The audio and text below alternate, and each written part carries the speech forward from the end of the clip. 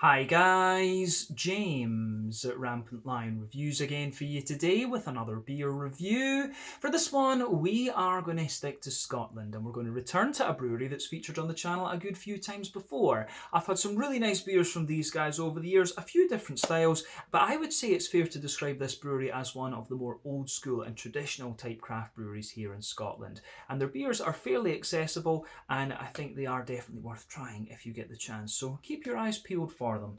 The beer that we're going to have a look at today, though, as far as I can figure, is one of their more recent releases. I hadn't seen it before. I saw it in my local Tesco's, and I have to say I'm very curious to see what it has in store for us. So hopefully this is another good beer. Hopefully it makes for an interesting review, and hopefully you guys enjoy my take on it. So yeah, for this review then, we are going to head to a little place called Coilu on the Orkney Islands, the first of the two sets of islands off the Scottish North Coast, and we're going to have a look then at another beer from the Orkney Brewery. So this particular beer is simply called Puffin.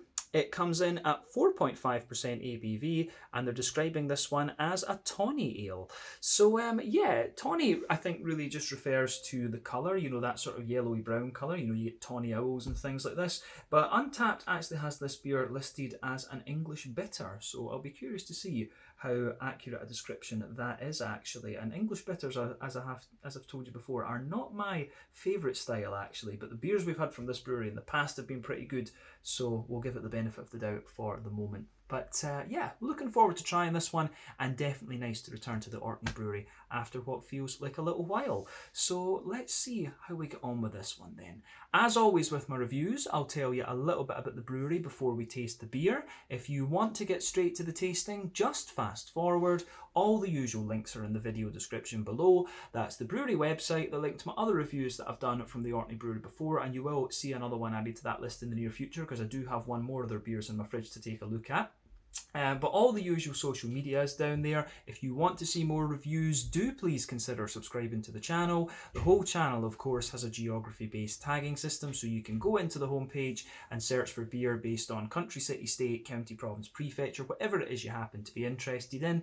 Do check out the playlist of beers from different countries. There is one there for all the Scottish beers that I've reviewed for you. That's being added to very regular at the moment because I am back in the motherland of Scotland for a little while. And as always, please do get in touch and let me know some of the other beers and breweries that you guys would like to see me review. It's always great to hear from you guys that are watching the videos, and the support that you show the channel is hugely appreciated. So anyway, on to my brewery notes then to tell you a little bit about the Orkney Brewery. So first off, a little bit about where this brewery actually is. So there are two sets of islands off the north coast of Scotland. The southernmost ones are the Orkney Islands, just off the Highlands, and then a little bit further north of that, pretty much halfway to Norway actually, you have the Shetland Islands, and both of these sets of islands have significant Norse Viking heritage, but many of the streets bear Norse names, and the islands actually only became Scottish back in 1468. But you know, an example on the Orkney Islands would be the fact that the main cathedral in Kirkwall is called St Magnus Cathedral. So yeah, quite a significant Norse Viking heritage. And Gaelic, of course, is an Old Norse language for those of you that didn't know. But to go to the Orkney Brewery itself, this brewery is owned by Norman Sinclair, who is an award-winning hotelier. He's got various properties around Scotland, and Norman was actually born in Orkney but moved to Fort William at a young age. But in 2006, he set up his new company, which was called Sinclair Breweries Limited, and he subsequently bought two breweries. This was the Orkney Brewery and the Atlas Brewery. So the Orkney Brewery was originally founded in March of 1988 by Roger White at the old schoolhouse in Sandwick in Orkney, in the islands in the north of Scotland, I guess we could say. And the Atlas Brewery was founded a little bit later in 2002 in Kinlochleven by Neil Cotton, and it merged with the Orkney Brewery in 2004 under the name Highlands and Islands Breweries. And this actually came about due to the retirement of Roger White and the subsequent acquisition of shares by Atlas. So Neil Cotton served as managing director of Highlands and Islands Brewery for a period of time and drove a series of changes at the Orkney Brewery. And then a few years later in 2006, this company was purchased by Sinclair Breweries. So yeah, the brewery is still based in the same old schoolhouse in Coilu, just a mile from the Neolithic sites, and I believe that Norman's father was actually a student at this in this building many moons ago. But these days they've got a number of employees involved in the brewing team. Is head brewer Andrew Fulton, who's a graduate of the famous Heriot Watt brewing programme. He joined the brewery back in 1994. There's Kevin Sarling, who's a South Londoner who's been involved with the transport business before moving up to start brewing in 2005. And then there's Magnus Flett, who is a farmer from Harry, and he joined the brewery in 2001. But over the years, they've continued to scale up their production and develop new recipes. And as of November 2021, when I'm filming this review for you, according to Untappd, they've produced around 25 different kinds of beer. So yeah, that is all I can really tell you about these guys in terms of history, but their beers are, you know, pretty well known throughout Scotland. Probably the two most recognisable beers from these guys would be the Dark Island, which is very nice. I do recommend you try that, and the Northern Light as well is definitely worth checking out. But other common ones would be the Dragonhead Stout, that's very good, the Red McGregor, the Corncrake Golden Ale, the Skull Splitter Scotch Ale is also very good actually, and they also have the Dark Island Reserve, which is one that I still need to try. More recently they've added the Orkney Gold to their range, and there is also an IPA that I need to try as well actually, so you'll see that one reviewed a little bit later on. But yeah, some really nice beers in my experience, and as I say, Northern Light and Dark Island are the ones that you probably are most likely to come across. You can find these beers in most supermarkets here in Scotland actually. So yeah, as I say, that's everything I can tell you about them. If you want to learn more about the Orkney Brewery, you can check out the brewery website, you can follow them on Facebook and Instagram to keep up to date with all the latest goings on, and you can check out the Rate Beer, Untappd and Beer Advocate pages to learn a little bit more about all the different beers that they've done. And I should point out that some of the Atlas beers are still brewed in Orkney these days under the name the Atlas range, and I think they actually I think they've actually just rebranded all the cans and things like that, if memory serves me correctly, so that is worth bearing in mind as well. But yeah, let's crack on then and have a look at this beer itself. So just to let you have a little look at the artwork on this one again, there you can see the Puffin just kind of chilling there. I saw Puffins in Iceland for the first time, if memory serves me correctly, but there you can see the Orkney Brewery badge, if the camera's going to focus on it. There you go, maybe my hand's not steady enough. That is also on the bottle cap of this one. Let me just bring that over to you. There you go. But yeah, it also tells you a little bit about the beer on the back of the bottle as well. So let's have a little look at that.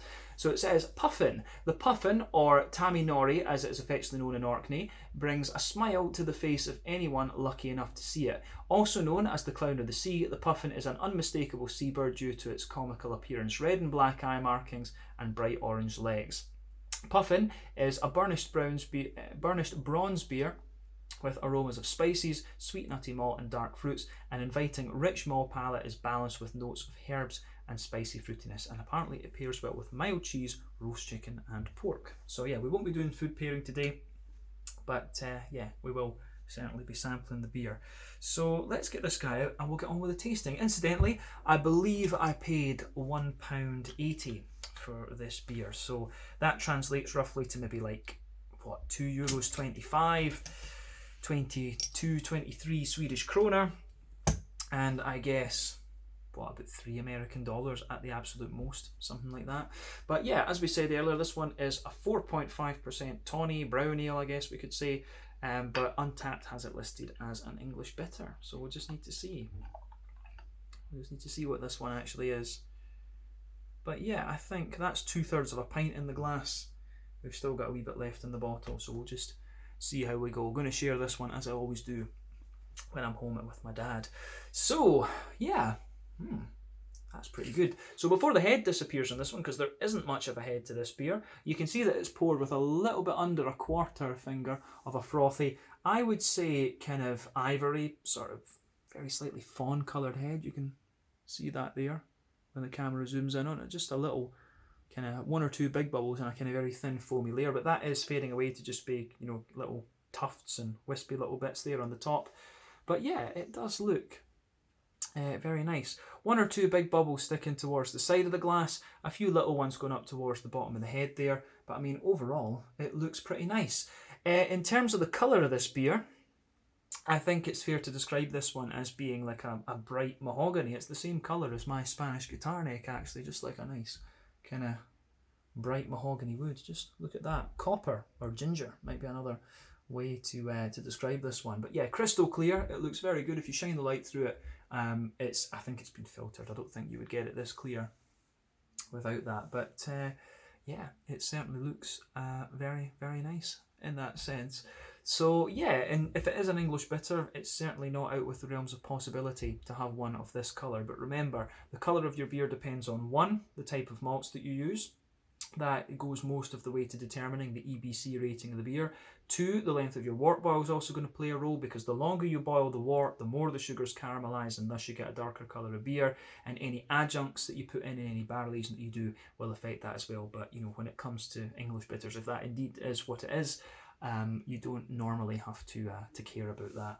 But yeah, certainly looks quite a nice beer, this one. Lovely colour to it, lovely appearance. Definitely looks more like a traditional beer than one of these more kind of craft things that we get these days. So yeah, let's have a closer look at the aroma of this one then and see how we get on. Nothing else we really need to say about the appearance of this beer.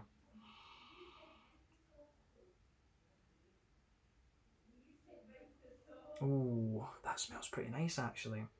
Oddly enough, it's actually it smells quite similar to some of the German bocks that I've had, but obviously it's a wee bit different because it's more of an ale. It is a lager. Remember, the key definition or difference between a lager and an ale is your fermentation temperature. Ales use top fermenting yeasts that ferment between 15 to 18 degrees Celsius, whereas lagers use bottom fermenting yeasts that ferment between 8 to about 12 degrees Celsius, something like that. But yeah, aroma wise, that is actually very nice, and it does really remind me of some of these German bock beers. So that's interesting for sure. It's got a lovely aroma to it, so I'm going to say straight away thumbs up to this one. But oddly enough, as I said earlier, not a great fan of English bitters. The best English bitters I've had have actually been brewed by Swedish breweries and using American hops. So yeah, just need to keep that in mind. But aroma wise, that's very nice. It is quite, the first impression of this one is it's quite sweet, the hoppiness is only mild, and it does have a nice little bit of a red fruity character to it. It really is reminiscent of some of the German bocks that I've come across before. So let's break that aroma down for you and just describe it a wee bit more kind of in depth. So on the malty side of things then, for me it comes across as having a little bit of a kind of woody backbone to it. Definitely some nice woodiness in there. A lovely little bit of brown bread for sure. It's got a nice bit of a kind of brown bready bread crust in there. Wholemeal brown bread, I would say, rather than being rye bready like. It's not quite grainy enough, I think, to be like a German rye bread, to be honest with you. But yeah, little woody backbone, lovely little bit of bread crust, and a sort of wholemeal brown bready character to it. For me, I can see why they say there's one or two little nutty notes to it, because there certainly is just a little hint of nuttiness in the beer. That's absolutely correct. So a little bit of nuttiness and woodiness in there. But on the on top of that, there's a lot of brown sugar. So yeah, you've got a nice big oily caramelly note.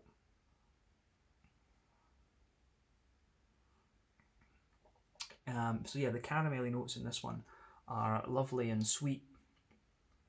I think it's yeah, the caramelly notes are quite interesting in a sense, because one of the things you always get with these beers, if you do a longer wort boil, your brown sugars will caramelize more. Can't say that word. They'll caramelize a little bit more, and you'll get a few kind of leathery notes out of them actually, which is always quite interesting. But here it just smells like a straight up oily sweet caramel, to be honest with you. So yeah, straight up oily sweet caramel, maybe a tiny little bit of a toasty brown sugar underneath, and you can get quite a little bit of a McVitie's digestive biscuit character to this beer, but it certainly leans towards that more oily caramelly side of the spectrum in terms of its brown sugar attributes. But yeah, it's a lovely smelling beer in a lot of ways, this one. Quite inviting. As I say, it really reminds me of German bocks rather than English bitters, to be quite honest. So yeah, the breadiness, the more that you smell this one, the smoother that the bready character gets as well. So that's definitely worth pointing out in this one. So yeah, I think that's everything we really need to say about the malty side of the beer. So let's focus on the hoppy side of it. On the green component, there's not overly much to report. I mean, I've got a feeling that this one's maybe been done with something like Kent Goldings or at a push, Bramling's Cross. But I think if it was Bramling's Cross, it would be considerably more fruity than it is. Not that it's lacking, but the fruitiness I think would be a bit different and a bit more pungent in a sense.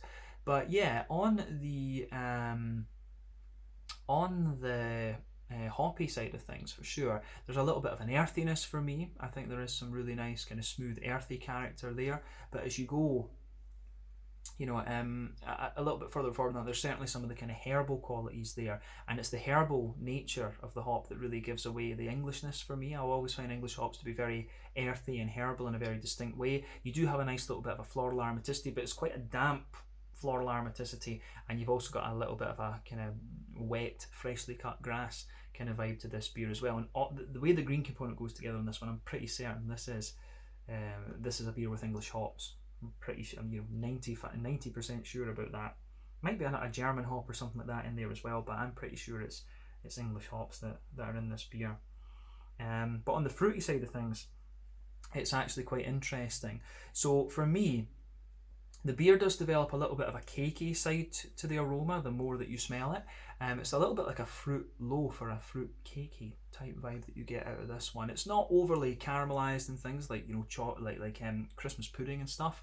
But yeah, the fruity side of this beer for me, there is a little bit of a datey kind of thing to it. It's not really that red fruity, to be honest with you. There's a lot of kind of dried apricot, a big oily peary character for me, and maybe a little bit of sultana. Actually, I do get quite a lot of a sultana quality out of this one. So yeah, dried white green grapes, big oily sultana, and a big bit of pear as well. So yeah, I really like how this beer goes about its business for sure. So it gets a big thumbs up from me on that in that particular regard. So yeah, I like it. Big thumbs up to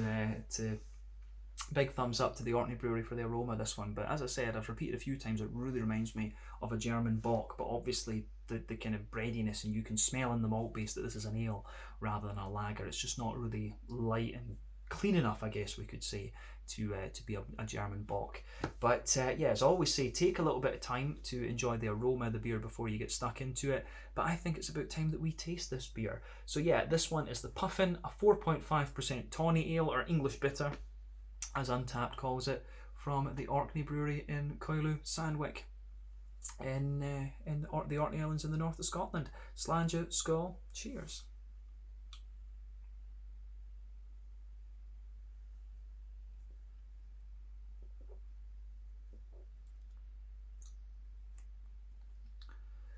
Yeah, I think stylistically, yeah, it is. I'm going to say first off, it is an English bitter, but it's actually a fairly nicely done one, to be honest with you. I think, in fairness, I've always said I don't really like the English bitter, but I think when it comes to beer conditioning and stuff, probably part of it is that I don't particularly like cask beer. I like keg beer, and the main reason for that is I think the German cask conditioning is a bit different from English cask conditioning, right enough, and the beer's usually a bit colder. I've just never been a great fan of warm beer. In England, they always serve the traditional beers on the pool cask with being warm, and that just was not for me. I just didn't like it.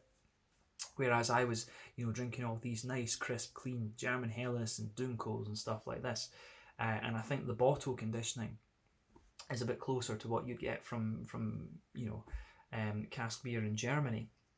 So yeah, I think bottle conditioned English bitters are all right. Still not my favourite style, but that's another thing to think about there. I think if you get a slightly cleaner and more crisp feeling conditioning to the English bitter, it can be quite nice, and this one kind of shows that for me. But yeah, this is a solid beer. You can tell it's well crafted, and I do quite like it actually. I can easily enjoy a bottle of this one, I think. But yeah, let's just give my kind of proper first impressions of the beer, just a quick overview of the flavour, then we'll go into it a bit more in depth.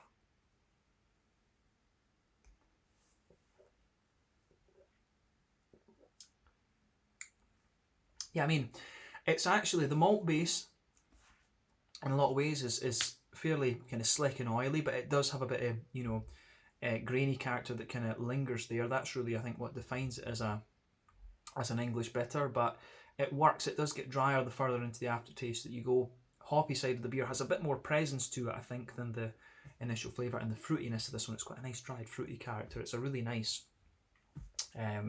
straight up beer, this one. For a traditional beer, I think this one is nice, but I do, when it comes to these more traditional beers, I do prefer my kind of 80 shillings and stuff like this. It's not, in fairness, it's not a million miles away from some of the, you know, the 60 and 70 shilling type beers that you might get either. The 60 and 70 shilling Scotch ales. It's not an 80. I don't think it's quite, you know, sweet enough for that, and it's got a bit more of the bready character.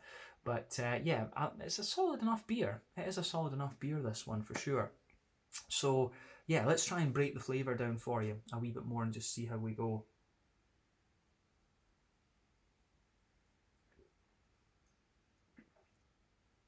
And I think, in fairness, the more you drink of this beer, the more it kind of sweetens up. So maybe,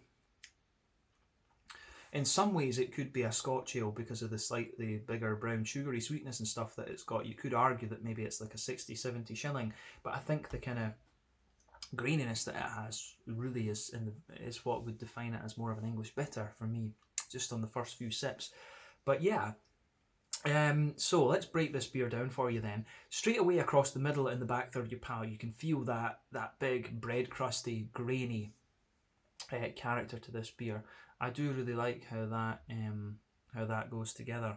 So that really does form the backbone of the beer. We'll focus on the middle third of the palate now. So really quite grainy, dry bread crust there towards the front of that middle third of your palate. You do get one or two little woody undertones, and I can see why they would say nuttiness, and there is a little bit of that there, but I'd say for me it's mainly a kind of woody undertone that the beer has. So yeah, nice big kind of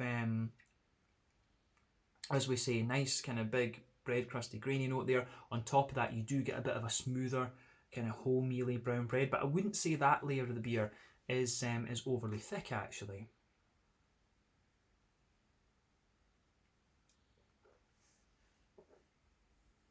So that is quite interesting for sure.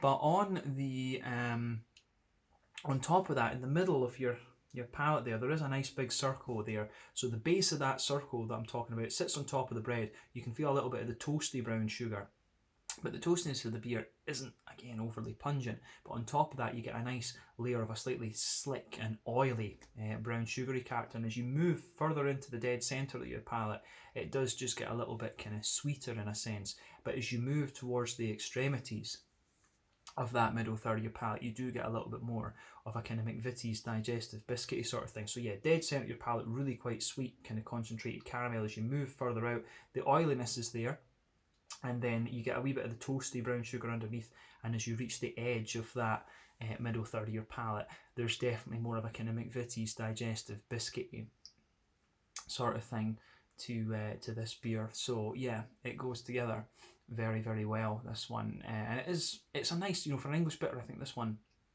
is a nice example of the style, actually. But you wouldn't expect Orkney Brewery to put a bad beer out there. They wouldn't do that.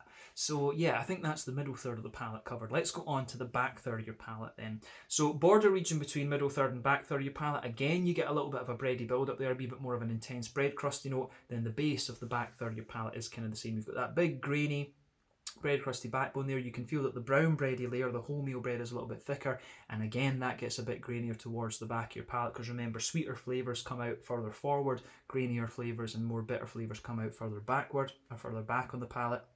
Then on top of all of that, you have you get that little bit of a more dense bready kind of doughy type thing, and that's the yeasty part of the beer. And for me, this one, it isn't overly dense in a way, but you do get a bit of an almost kind of peppery, spicy kind of thing to it. There is a little bit of that there. So on the back third of your palate, you can feel the flavour is a bit tall. So you've got the bread crust, the brown bread, and then the kind of yeasty component of the beer. So the flavour's a little bit taller, but as you come further forward, it just condenses down a little bit. Then as you move into that middle third of your palate, the flavour just squashes together a wee bit more. So yeah, I like how that goes together in this one.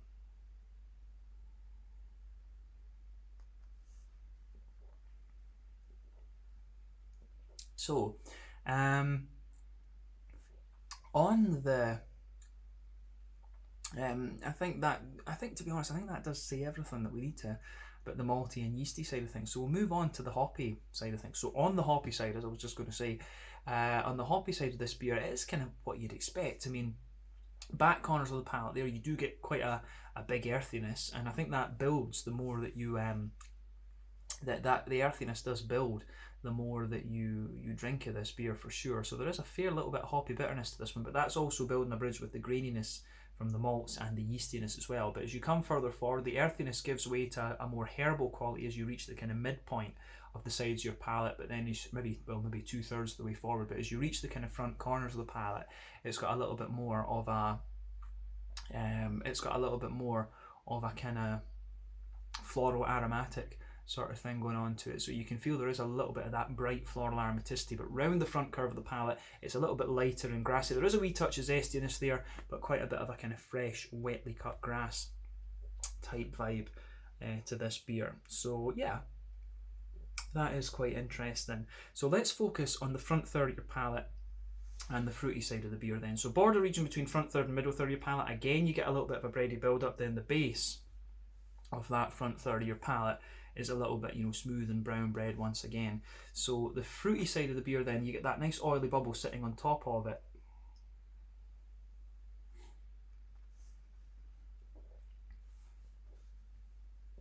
But yeah, it's kind of as I was expecting from the aroma of the beer. So at the back of that front third of your palate, you've got a nice kind of,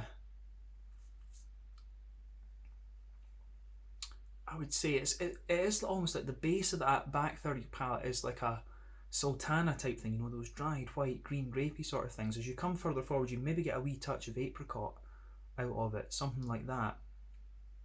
But then, I don't really find this, I think they said red fruitiness on this. Dark fruits, I wouldn't really agree with that. I'd say it's more of a kind of dried fruity character you get from this one.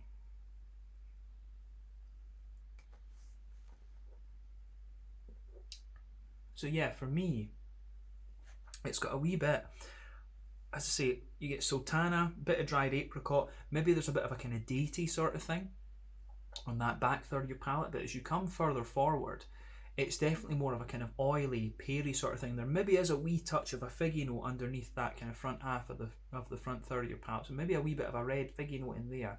That's as far as I would go. I would say that it's more of an oily kind of peary character that sits underneath that. So yeah, or sits on top of that, fig underneath, an oily kind of peary character on top. That's kind of what I would say about this one, to be quite honest.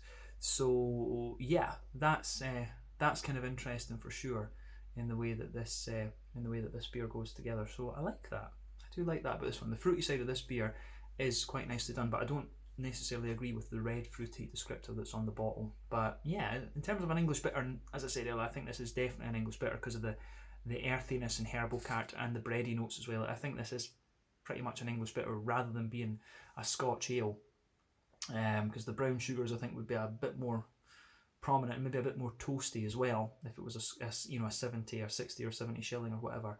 But it's nice, it is well done, so thumbs up to them for that. Let's round off this review with the mouthfeel then. So for me, this beer is kind of bottom end of mid-bodied, top end of light-bodied. The carbonation has a degree of crispness to it. It's a smooth and actually quite slick beer. It does feel very clean, and that's one of the characteristics I've spoken about with Scottish beers before. They always feel very, very clean. In terms of the IBU count on this one, it's a bit difficult to say. Maybe it's about 40 or something like that, but I think that's coming from a combination of the grainy side of the malts and a little bit of the earthy kind of herbal side of the hops. So maybe it's about 40-ish IBUs. It does feel a little bit bitter actually, but the malt base, as we said, a bit grainy and bitter underneath. You've got a nice kind of smooth maltiness there. There is a fair bit of sweetness to this one as well, and then you've also got those nice big oily, juicy, fruity characters too. So I really like how this beer goes about its business. For an English bitter, I think this one is pretty solid actually, but we wouldn't expect anything less from the Orkney Brewery. So well done to them for this, and this has been an enjoyable review. So I think we can leave it there. Once again, thank you for watching my beer reviews. Until the next time, please like, subscribe, share, all the usual YouTube stuff. Let me know your own thoughts on this beer in the comment section below. Let me know what your favourite beers are from the Orkney Brewery, and we will return to these guys again at some point, sure. Check out my social media, check out theirs, and you will see me review another beer from these guys at some point fairly soon. But this one was the Puffin, 4.5% ABV, pretty certain it's an English bitter, but this one comes to you from the Orkney Brewery in Coilu, Sandwick, in the Orkney Islands, just off the Highlands of Scotland. Slàinte, skål, cheers, and see you guys in the next one.